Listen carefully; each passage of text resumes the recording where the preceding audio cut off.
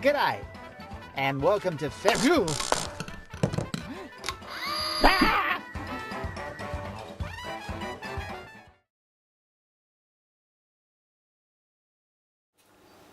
Hello and welcome to Ferry's Kitchen again. What I'm going to cook for you tonight is my version of Tuscan beef stew.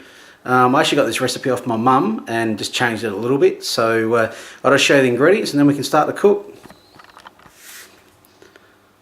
Okay, here are all the ingredients. With the beef stew, we'll just start with the beef. I've got a just over a kilo of diced beef. I've gone for a slightly better quality beef, so it doesn't have so much fat in it. But you can just get your normal chuck steak if you like. You just might need to cook it for a little bit longer, but that's fine. Just a large white onion that I've just cut roughly. 3 to 4 cloves of garlic. 2 tablespoons of red wine vinegar. About a tablespoon of flour. That might vary a little bit. Just a little 140 gram tub of tomato paste. A good cup of red wine. I've actually used a McWilliams Australian Cab Sav 06. Might be a little bit too good to cook with, but always cook with what you're willing to drink, so don't get a cheap and nasty one. I've gone for 2 cups of beef stock. You might need a little bit more, but I'll just add some water if I need it at a later stage. 2 to 3 sprigs of rosemary. Just a 400 gram can of chopped up tomatoes, about a cup of olives. You can use either colour, whether it be black or green. I've gone for the black ones. 1 zucchini that I've just chopped up roughly into 1/2 inch thickness, and that's pretty much it. We might need a little bit of salt and pepper to season it, but that's all the ingredients, so let's start to cook.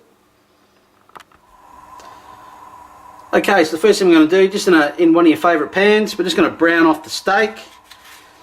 This might take 4 or 5 batches, and when you're finished, I'm just going to pop it in a nice casserole dish, which will end up in the oven. So don't overcrowd the pan, otherwise they'll stew. That's about enough. And once they're browned off, just pop them in the casserole dish and put the rest in, and then we can cook the rest. Okay, once you've browned the beef off, just add a little bit more oil, and we'll just add the onions in.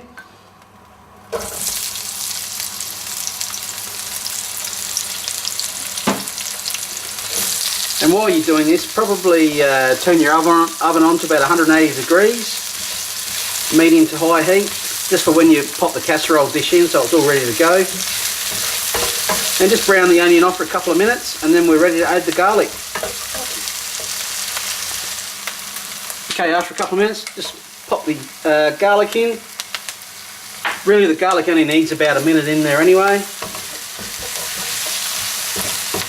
Stir it through.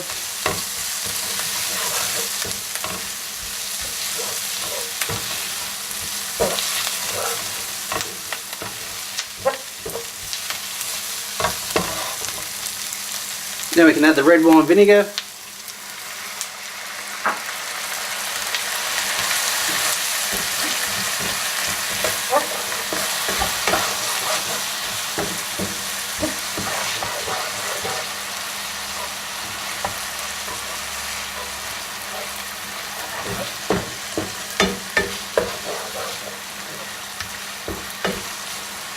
Alright, now we're ready. We'll just pop the flour in.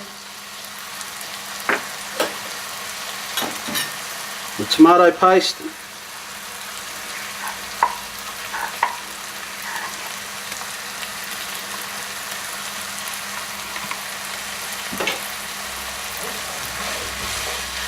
Stir that through.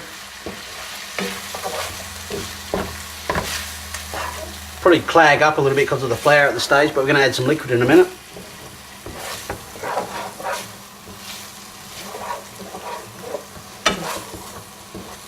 There we go. Now it's time to add the, slowly pour in your red wine.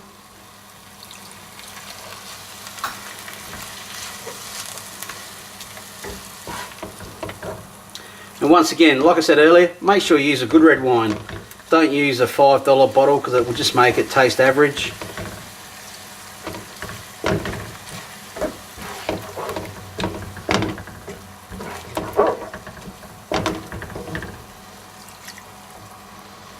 Turn the heat up a little bit.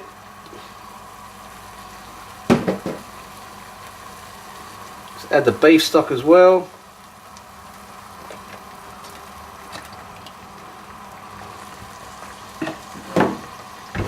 Stir that through.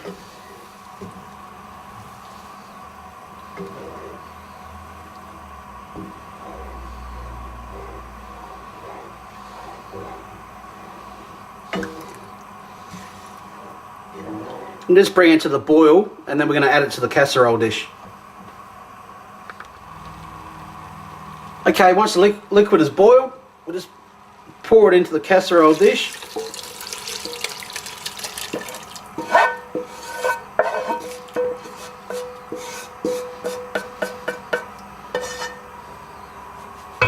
Just grab your rosemary, pour that in, stir it, combine it. And that's ready to go in the oven. Once again, 180 degrees for as long as you want to do it. Probably a minimum of 2 hours, maximum probably 4 or 5. Tonight I'm restricted to about 3. And I'll pull it out the oven and stir it every half an hour to 45 minutes. Just making sure it's not sticking on the bottom or anything like that. So pop them in the oven and then we'll add the other ingredients at the end. Okay, after about 2.5 hours, just pull it out the oven. Now it's time to add the tomatoes. And just try and break them up a little bit.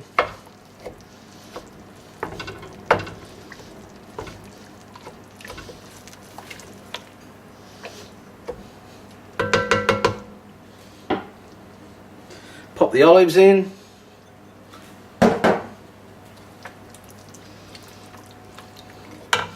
And just a good crack of pepper and a pinch of salt.